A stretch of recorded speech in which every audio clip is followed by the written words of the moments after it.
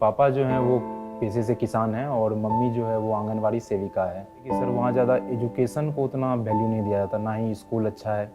ज़्यादातर बच्चा वही गाय भैंस चराने में रहता है। ऐसा पर डे हमको लगभग 20 किलोमीटर साइकिल चला के जाना पड़ता था पढ़ने। पर डे इंसान का दिमाग डिमोटिवेट हो जाए तो वो चाहता है कुछ खुशी मिल जाए हमको, कुछ तो अच्छा मिले, तो वो पढ़ाई छोड़ ही देता है साहब और इधर भाग जाता है। इतना निगेटिव साइड हम जा चुके थे। फिर 12th में आए तो लगा दोस्त कि ने क्या दिया था? कुछ ऐसा ही था, नशा टाइप का।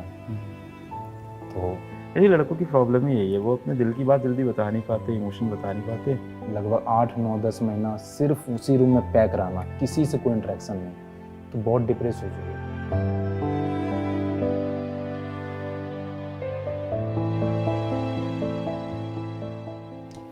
जय हिंद। मेरा नाम है अलक पांडे और आज मेरे साथ हैं नीट 2023 के टॉपर छात्र मयंक कुमार।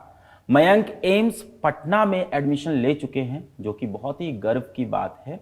इनकी कहानी बहुत ही प्रेरणादायक है, ना सिर्फ उन बच्चों के लिए जो नीट की परीक्षा देने जा रहे हैं, भारत के हर उस युवा के लिए जो एक बड़ा लक्ष्य साध रहे हैं। नीट 2023 में इनके 677 नंबर आए और ये फिजिक्स वाला के यकीन बैच से पढ़ते हैं। ड्रॉपर छात्रों का बैच होता है यकीन, नीट ड्रॉपर का, और उसी बैच के चलते ये हमसे इनका परिचय हुआ। तो सबसे पहले बेटा बहुत बहुत बधाई हो आपको। Thank you sir. कैसा लग रहा है अभी? सर बहुत बहुत प्राउड मोमेंट है सर। जिस टीचर को कभी स्क्रीन में देखा करते थे आज उसके सामने बैठना बहुत प्राउड मोमेंट है सर मेरे लिए। नहीं, सबसे प्राउड मोमेंट तो है कि आप एम्स पटना में पहुंच गए। यस सर, ये भी बहुत प्राउड मोमेंट है सर, पूरा फैमिली के लिए, पूरा गांव के लिए, क्योंकि गांव का एकमात्र हम ऐसा स्टूडेंट है जो न केवल नीट या किसी भी कॉम्पिटिटिव एग्जाम को क्रैक किया हो। जन्म आपका कहाँ पे हुआ? घर पे कौन कौन है? माता जी क्या करते हैं? पिताजी क्या करते हैं? सर मेरा जन्म हुआ है धनखेता गांव में और मेरे घर में मम्मी पापा हैं, 2 दीदी है और एक छोटा भाई है। तो मेरे पापा जो हैं वो पेशे से किसान हैं और मम्मी जो है वो आंगनवाड़ी सेविका है। आंगनवाड़ी सेविका क्या होते हैं, समझाएंगे आप? कई लोग को नहीं पता होगा, मुझे पता है। आंगनवाड़ी जैसे होता है कि गांव में छोटा छोटा बच्चा जो कि स्कूल से पहले, जैसे सरकारी स्कूल में एडमिशन लेने से पहले जो बहुत छोटा बच्चा रहता है उसको गवर्नमेंट द्वारा एक आंगनवाड़ी चलाया जाता है, उसे ऑल ओवर इंडिया में चलाया जाता है। तो उसी की एक सेविका होती है जो कि उसका हेड होती है। प्रारंभिक शिक्षा आपकी कहाँ पे हुई? स्कूल कहाँ पे था? सर वैसे तो मेरे गांव में सरकारी स्कूल है, बट मेरे पापा चाहते थे कि हम थोड़ा अच्छे से पढ़ें। तो मेरा पहला स्कूल था डीएवी, जहां हमको एडमिशन मेरा पापा कराए थे। फिर जब गांव का माहौल इतना ख़राब था कि पापा नहीं चाहते थे कि हम उस माहौल में पढ़ के कोई गलत डायरेक्शन में चले जाएं, तो वो हमको एक हॉस्टल में डाल दिए थे। गांव का माहौल खराब था मतलब? ख़राब का माहौल मतलब ये है कि सर वहाँ ज़्यादा एजुकेशन को उतना वैल्यू नहीं दिया जाता, ना ही स्कूल अच्छा है। ज़्यादातर बच्चा वही गाय भैंस चराने में रहता है। ऐसा नहीं है कि मतलब स्टूडेंट में प्रतिभा बहुत है वहाँ, बट कोई ऐसा साधन या कोई मोटिवेशन नहीं है वहाँ। इसका कमी है, जिस वजह से बहुत कोई गलत डायरेक्शन में चला जाता है, जिससे कुछ वही राजनीति हो गया, गांव का लोकल पॉलिटिक्स हो जाता है जो कि बहुत गंदा होता है, और कुछ नशा वशा। तो मेरे पापा चाहते थे कि हम पढ़ें, तो उनका इतना नहीं था हैसियत, फिर भी हमको पढ़ा। इवन मेरे गांव में बहुत सारे ऐसे लोग हैं जिसका कि कैपेबिलिटी था पढ़ाने का, बट मेरा पापा अपना सब कुछ त्याग करके उनसे भी ज़्यादा अच्छे स्कूल में हमको पढ़ाया हमेशा से। तो क्लास 1 2 3 ये सब आप किस स्कूल में पढ़े? सर डीएवी पब्लिक स्कूल में हम पढ़े थे। तो शुरू में तो पढ़ने में हम बहुत अच्छा थे। कितना फिर दूर जब था ये स्कूल घर से? घर से 4 किलोमीटर था, तो बचपन में तो रिक्शा से जाते थे, फिर बाद में थोड़ा बड़े हो गए तो साइकिल से जाने लगे। पढ़ने में कैसे थे? टॉप करते थे इस क्लास में? नो सर, शुरू में तो ठीक थे। फिर जब 2 क्लास के बाद हमको हॉस्टल में जब हम चले गए तो वहाँ मेरे लिए बहुत डिप्रेसिंग माहौल हो गया। तो वहाँ मेरा पढ़ाई बहुत ज़्यादा बिगड़ गया। फिर वहाँ से जो मेरा डाउनफॉल स्टार्ट हुआ वो तो फिर डाउनफॉल होते रहा, और मेरा छोटा भाई भी अब पढ़ने लायक हो गया था। तो इसी वजह से हम वापस डीएवी आ गए, और फिर डीएवी आए और घर का माहौल में आए तो फिर थोड़ा पढ़ाई मेरा ठीक रहा। घर पे कौन पढ़ाता था आपको? घर पे तो पापा हमको बहुत पढ़ाते थे, हमेशा अपने साथ जहाँ भी ले जाते, जहाँ भी जाते, या फिर घर में बैठा के ही पापा बहुत पढ़ाई पे ध्यान देते थे मेरा। वो खुद से पढ़ा देते थे बहुत टाइम तक। तो इस तरह से आप 7th 8th क्लास तक पढ़ते रहे। फिर 7th 8th में भी उसके आप बाद ट्यूशन नहीं जाते थे? नहीं, 8th में फिर हम एक ट्यूशन गए, तो वहाँ से 5 किलोमीटर हमको एक स्कूल में जाना पड़ता था। वो स्कूल के टीचर थे, एक ट्यूशन पढ़ाते थे, वहाँ जाते थे। तो मतलब पर डे हमको लगभग 20 किलोमीटर साइकिल चला के जाना पड़ता था पढ़ने, पर डे। और साथ में भाई भी जाता था, उसको भी लेके जाना पड़ता था एक ही साइकिल पे हमको। फिर क्या हुआ क्लास 9-10 में? तो 9th में तो मेरा पढ़ाई बहुत ज़्यादा बिगड़ गया था, बहुत दोस्त की संगत में चले गए थे। बट ऐसा था कि पापा थोड़ा पैसा इन्वेस्ट किए थे, तो था कि नहीं 10th में हॉस्टल में आप वहाँ संगत 7 करा तक हम दी। 7 तक पढ़े थे। हॉस्टल में क्या दिक्कतें हुई थी आप बता रहे हॉस्टल में सर ये होता है कि जितना भी बच्चा पहुंचा था शायद उस हॉस्टल में, एक तो बहुत स्ट्रिक्ट रूल था हॉस्टल का, तो शायद हम सरवाइव नहीं कर पाए उस समय, शायद उतना हम स्ट्रॉन्ग नहीं थे। तो 9th में तो थोड़ा ख़राब हो गया था पढ़ाई, बट 10th में था कि अच्छा मार्क्स लाना है। तो 10th में हाँ बोर्ड था, प्रेशर था, तो 10th में मेरा था ये स्टेट बोर्ड? CBSE बोर्ड था सर। हाँ, खैर फिर उसके बाद 10th में मेरा अच्छा मार्क्स रहा, अबाउट 89% मार्क्स रहा मेरा। तो फिर उस समय हमको मेडिकल लाइन के बारे में ज़्यादा पता नहीं था, तो उस समय इतना सीरियस भी नहीं था हम डॉक्टर बनने के लिए, डॉक्टर क्या बनने के बनना लिए। चाहते थे? बस इतना था कि सर हमको अपने बैकग्राउंड से, जिस बैकग्राउंड से हम आए थे, तो हम बहुत हाईली, पापा की वजह से हाईली मोटिवेटेड हो गए थे। तो हमको था कि हमको कुछ बड़ा करना है। उस समय हमको डायरेक्शन नहीं था कि किस डायरेक्शन से हम करें, बट इतना था कि कुछ तो करना है। जो बच्चा गरीब घर में पैदा होता है उसका लक्ष्य होता है कि उसे ढेर सारे पैसे कमाने हैं, और मुझे लगता है इस सोच में कोई बुराई नहीं, बिल्कुल नहीं, क्योंकि आप इन हालातों में पैदा हुए होते हो कि जो आपकी बेसिक ज़रूरतें हैं वो आपको नहीं मिल रही हैं, तो आपको लगता है इतना पैसा हो कि मैं अपने माँ बाप को हर खुशी दे दूँ किसी तरह से करके। Yes sir. फिर क्या हुआ? 10 तक आपको फिर मेडिकल परीक्षा हाँ, तो पता ही नहीं थी? कोई पता नहीं था। तो मेरा एक दोस्त बोला, उस समय तो ऐसा था कि तो सब जानता है मेडिकल कितना महंगा होता है, और मेरे गांव से तो कोई ऐसा कॉम्पिटिटिव एग्जाम में जाता तक नहीं था। तो मेरा एक दोस्त था, उनको बताया कि वो जा रहा था कोई कोचिंग का ऐसे टेस्ट देने, स्कॉलरशिप टेस्ट। तो हमको बोला कि चलो साथ में दे देना, अगर तुम यहाँ थोड़ा इन्वेस्ट कर दिया किसी तरह से तो जो तुम्हारा मेडिकल कॉलेज में करोड़ों रुपया बच जाएगा, गवर्नमेंट तुमको पढ़ाएगा। जब इस सब बारे में डिटेल में जाने हम, तब हमको लगा कि नहीं, ये वो लक्ष्य है, ये वो पाथ है जिस पे चल के हम अपना गोल अचीव कर सकते हैं। तो हम जब पापा को बोले, तो पहले तो पापा बोले नहीं, इतना तो नहीं दे पाएंगे, ये तो पॉसिबल नहीं है। तो पापा का भी था कि हाँ अब पढ़ लिया, 12th कर लिया, तो जो गांव में बेसिक है था कि थोड़ा बड़ा करे, बट इतना पैसा तो इन्वेस्ट नहीं कर सकते थे। तो जब हम बोले कि हम फ्री में डॉक्टर बन जाएंगे बहुत मिनिमम कॉस्ट पे, अगर हम अच्छा कॉलेज ले लिए, तो तब पापा थोड़ा माने और एक ज़मीन बेचे थे किसी अपने काम के लिए। वैसे थोड़ा ही ज़मीन था, वो बेचे थे, और बिना कुछ सोचे हम पे भरोसा करके मेरे ऊपर इन्वेस्ट कर दिए।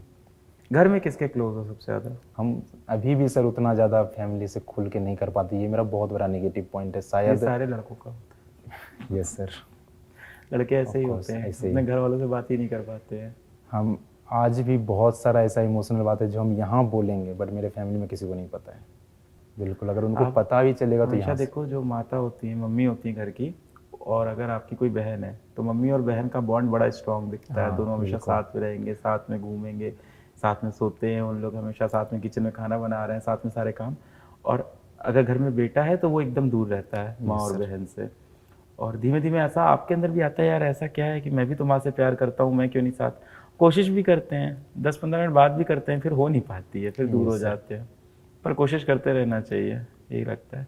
यही लड़कों की प्रॉब्लम ही यही है, वो अपने दिल की बात जल्दी बता नहीं पाते, इमोशन बता नहीं पाते, और पाल पोस के बड़ा भी ऐसा किया जाता है। आप मूवीज में भी, भारतीय मूवी में भी आप यही देखते हो कि मर्द है तो बाहर जाएगा, काम करेगा, पैसा कमाएगा, कभी आंसू नहीं बहाएगा। कभी आंसू नहीं बहेगा। सच्चाई है कि मर्द भी इंसान है, आंसू उसके भी बहते हैं और बहुत सारे बहते हैं।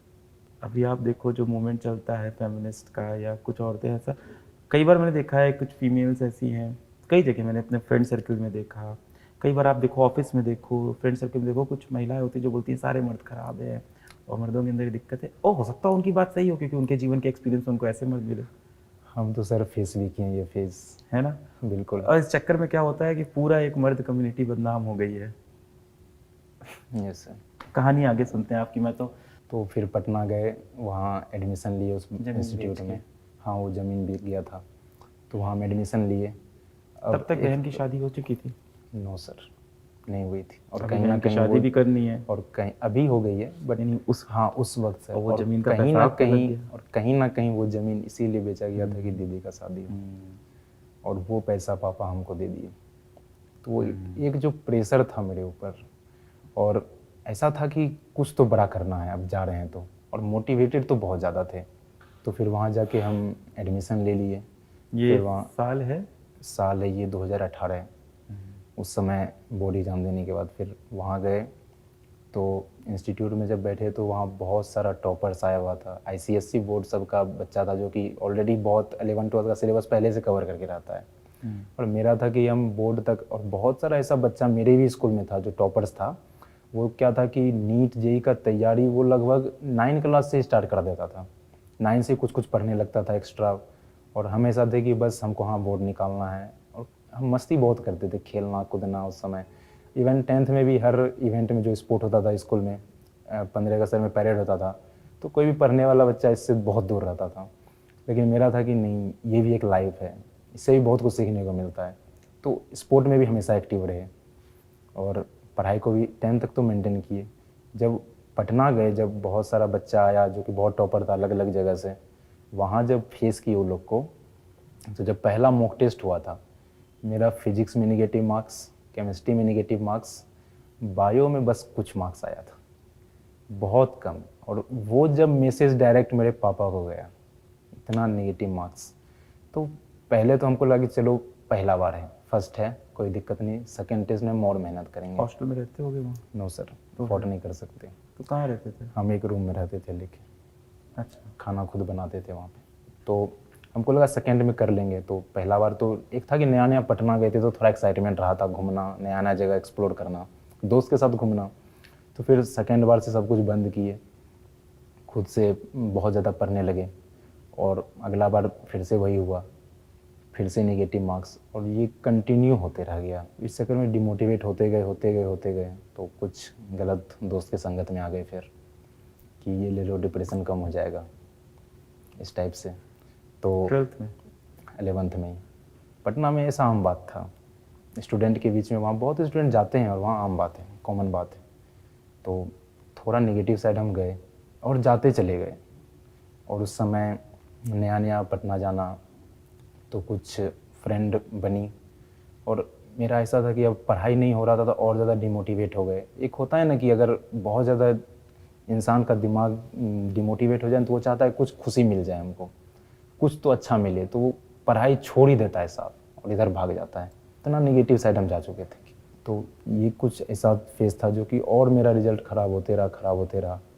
फिर 12th में आए तो लगा दोस्त कि ने क्या दिया था? कुछ ऐसा ही था, नशा टाइप का। तो इसको बोलते हैं शैतान से समझौता करना। ये सर, शैतान जो होता है ना, वो शैतान जैसा दिखता नहीं है कभी। और वो सबसे पहले कहता है मेरा हाथ थाम ले, तेरे सारे कष्ट दूर हो हाँ जाएंगे। बिल्कुल। फिर आप हाथ थामते हो, हाथ फिर शैतान थामते कहता है चल इन पेपर पे एक बार साइन कर दे, तेरी ज़िंदगी अच्छी हो जाएगी। पेपर के पहले, डॉक्यूमेंट के पहले पन्ने पे लिखा होता है तेरी ज़िंदगी में खुशी होगी, तू साइन मारता है। अगले पन्ने में लिखा होता है तुझे आराम मिलेगा, तू साइन मारता है। अगले पन्ने तक तू बिना पढ़े जब साइन मारता है ना उसको, तो उसमें लिखा होता है कि मैं तेरे ज़िंदगी का सारा कंट्रोल अपने हाथ में ले लूँगा, यस सर, तू सिर्फ एक कठपुतली बन के रह जा। Yes sir. और इंस्टीट्यूट में ऐसा था कि बहुत से लोग, बहुत से बच्चे, बहुत सा यूथ इस चीज़ में भी विश्वास करता है कि कुछ प्रकार के ऐसे नशे हैं जो उनको आगे बढ़ने में मदद करेगा। यस सर, आज भी मेरा एक दोस्त बोलता है इस टाइप से बात। इससे तुम्हें क्रिएटिव थिंकिंग हाँ। मिलेगी, इससे तू दूसरी दुनिया के बारे में सोचेगा। मैं आपको जीवन के अनुभव से ये चीज़ बता सकता हूँ, कुछ भी नहीं मिलेगा आपको, कुछ भी नहीं मिलेगा। दिन, महीने, साल आपके गुजरते जाएंगे, आपको अपनी ख़राब होती तबीयत, घर वालों से ख़राब होते आपके रिश्ते, ख़राब होते हालात, जेब खाली होती हुई, आँख काली होती हुई, इसके सिवा आपको कुछ नहीं मिलना उस दुनिया से कभी भी। कब तक चला ये सिलसिला भाई? पूरा 12th तक। 12th के स्टार्ट में लगा था कि चलो 11th बर्बाद हो गया, 12th संभाल लेंगे हम। घर पे बात नहीं करते थे? हम ऐसा है कि सर हम कॉल्स पे भी घर पे ज़्यादा बात नहीं करते। मम्मी कभी कभी बोलती थी कि कॉल काहे नहीं करता है तुम। काहे नहीं करता था तो? यही रीज़न था कि बहुत नेगेटिव मार्क्स आ रहे हैं, कैसे बात करें, क्या बात करें, गिल्ट। फिर हम उस समय ट्राई करते हैं कि इतना डिप्रेसिंग माहौल में अगर कुछ भी हम लोग को अच्छा मिल जाता है जो मन को रिलैक्स करता है, उसकी तरफ हम भाग जाते हैं तुरंत। अगर उस एज में प्यार मिला, गर्लफ्रेंड मिला, तो हम लोग उधर भागते हैं और वो और टाइम वेस्ट करता है। ऐसा नहीं होता कि सारा खराब ही होता है, अगर कुछ अच्छा मिले तो बहुत आगे बढ़ने में हेल्प करता है। देखिए, ये प्रेम नहीं, ये सच्चाई से भाग रहे थे। हाँ, ये सच्चाई से आपकी भाग रहे सच्चाई थे। थी, लक्ष्य को Yes, पाना sir. था, वो आप कर नहीं पा रहे थे, दुखी यही। हुए, और आपको उस दुख के लिए आसरा मिला एक लड़की के पास, तो आपने उसको प्रेम समझ लिया। और यही था सर। और कुछ नशे? वो लॉकडाउन में एक चमत्कार हुआ। लॉकडाउन में एक ऐसा चमत्कार हुआ कि उस समय डीडी नेशनल पे प्रसारण हो रहा था रामानंद सागर जी का रामायण और श्री कृष्णा का। तो हमको पापा बचपन में भी दिखाए थे, तो इस बार भी हम देख रहे थे और कुछ तो और दे नहीं रहा था। तो पापा जब वो एक ऐसा समय था जब हम पूरा फैमिली एक साथ बैठते थे। वैसे तो कभी बैठते नहीं थे ज़्यादा, बट लॉकडाउन में बैठ रहे थे हम लोग। तो उस समय जब श्री कृष्ण भगवान भागवत वाला जो एपिसोड चल रहा था, भागवत गीता वाला, उसमें हम जो श्री कृष्ण बता रहे थे माइंड को कंट्रोल करना, तो हमको लगा कि शायद हमको करना चाहिए, वो पाथ पे एक बार चलना चाहिए, ताकि यही वो पाथ है जो हमको मेरा लक्ष्य के पास ले जाएगा। वरना तो हम बहुत डिमोटिवेट हो चुके थे। तो उसी समय हम भागवत गीता ऑर्डर किए, उसी समय हम ऑर्डर किए, मंगाए, पढ़े। हाँ, बहुत कुछ नहीं समझ पाए, लेकिन कुछ तो समझे, बहुत 10% ही समझे, ताकि समझने के लिए गुरु का आवश्यकता तो होता ही है। ऐसे तो हम अपने से तो नहीं समझ सकते। तो वहाँ से हमको प्रेरणा मिला। फिर प्रॉब्लम सबसे बड़ा आ गया कि अब हम पढ़ें कैसे। तो फिर से हमको हिम्मत नहीं था पैसा मांगने का और पटना जाने का, और लॉकडाउन था, जा भी नहीं सकते। तो हम सोचे यूट्यूब से ही पढ़ेंगे।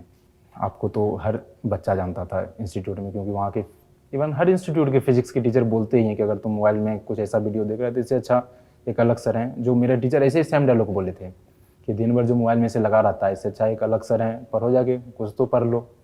तो कुछ बहुत बच्चा ऐसा था मेरे क्लास में जो आज नीट निकाला है, वो इवन 11-12 में आपसे पढ़ता था। तो हम जानते तो थे। तो उस समय फिर हम स्टार्ट कर दिया आपके ही वीडियो से, फिजिक्स और केमिस्ट्री का कुछ चैप्टर यूट्यूब के वीडियो से ही हम कंप्लीट किए हैं। फिर वहाँ से हम अक्टूबर से स्टार्ट किए अपना पढ़ाई, पूरा फोकस्ड हो गए। शुरू में बस यही था कि हमको मन को काबू करना है। ऐसा नहीं था कि शुरू में हम पढ़ने वढ़ने का नहीं सोच रहे थे उतना, बट हुआ क्या कि 2021 नीट से पहले हमको पता था हम निकाल लेंगे, सबको पता था हम निकाल लेंगे। फिर ऐसा हम बीमार पड़े, 1 वीक पहले ऐसा बीमार पड़े कि हमको नींद ही नहीं आने लगा, शायद पैनिक या जो भी हो, हम सो ही नहीं पा रहे थे। तो नीट से 3-4 दिन पहले लिटरली 3 दिन तक हम बिल्कुल भी नहीं सोए। ट्राई कर रहे हैं, पूरा रात करवट बदल रहे हैं, सो नहीं रहे। रात में अगर सो नहीं रहे हैं तो पूरा दिन सर दर्द हो रहा है। तो उस समय हम फिर गए एग्ज़ाम देने, पटना सेंटर ही पड़ा। तो घर से गए, पूरा रात ट्रेन में ट्रेवल किया। हम सोचे थे सो जाएंगे ट्रेन में, वहाँ भी नहीं सो पाए। तो स्टेशन पे सुबह जब दानापुर स्टेशन पे वहाँ उतरे थे, तो वहाँ स्टेशन के बाहर जो सब सोता है, तो हम सोचे नहीं, हमको सोना तो बहुत ज़रूरी है। हम वहाँ अपना एक गमछा बिछा के लेट गए सोने के लिए। ऐसा सिचुएशन हो गया था, इतना ज़्यादा तबीयत ख़राब हो गया था मेरा। फिर भी एक प्राउड का बात है कि उस सिचुएशन में भी, जहाँ हम एक क्वेश्चन तक नहीं पढ़ पा रहे थे, उस सिचुएशन में भी हम 549 मार्क्स लाए। ये बहुत प्राउड का मोमेंट था।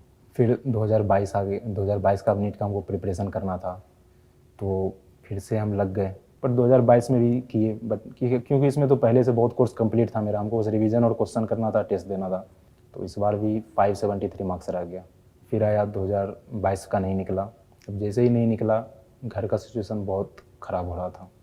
कोई जैसे ऐसा बोलता है कि नीट निकल गया, तुम्हारा तो लाइफ सेट हो गया, ये हो गया, तुम्हारा तो गोल कंप्लीट हो गया। मेरे मन में है कि बस मेरा पहला स्टेप है, बस ये मेरा बस एक शुरुआत है, पहला स्टेप है अपना जर्नी का, जो मेरा गोल है वहाँ तक जाने का। और हम जाएंगे, अपना तरफ से तो पूरा कोशिश करेंगे। अब रिजल्ट जो भी आए, नहीं आएगा तो भी खुश रहेंगे कि हाँ हम कोशिश की है अपने लिए, और आ गया तो बढ़िया है। फिर नीट की तैयारी की उस साल भी? हाँ सर, फिर रात में 1 बजे तक पढ़ते थे और फिर सोते थे। सुबह 5-6 बजे उठते थे, सुबह भी 1 घंटा पढ़ के। वैसे स्कूल में 7 बजे रिपोर्ट करना रहता था। फिर क्या हुआ? फिर पढ़ाई किए बहुत ज़्यादा। फिर आया फेब का महीना, फरवरी। तो उस समय 2 महीना बचा था, फरवरी, मार्च, अप्रैल, 3 महीना था मेरे पास। तो फिर हम स्कूल छोड़ दिए, बोले कि अब 3 महीना तो 100% देना है। और इवन इस बार भी हम वही यकीन बैच का आप ही के PDF से पढ़े, फिर से वही जितना प्रीवियस ईयर क्वेश्चन था वही किए थे, और उसी में कुछ मार्क करके रख दिए थे। उसको नोट्स में लिख लिए थे कि नहीं ये क्वेश्चन में हमको बार बार डाउट आ रहा है। कुछ ही था, जैसे हर चैप्टर में मात्र 3-4 क्वेश्चन ही ऐसा होता है जो कि बिल्कुल कॉन्सेप्ट से थोड़ा हट के होता है, जिसको कहीं ना कहीं थोड़ा दिमाग में रखना जरूरी है नीट के लिए स्पेशली।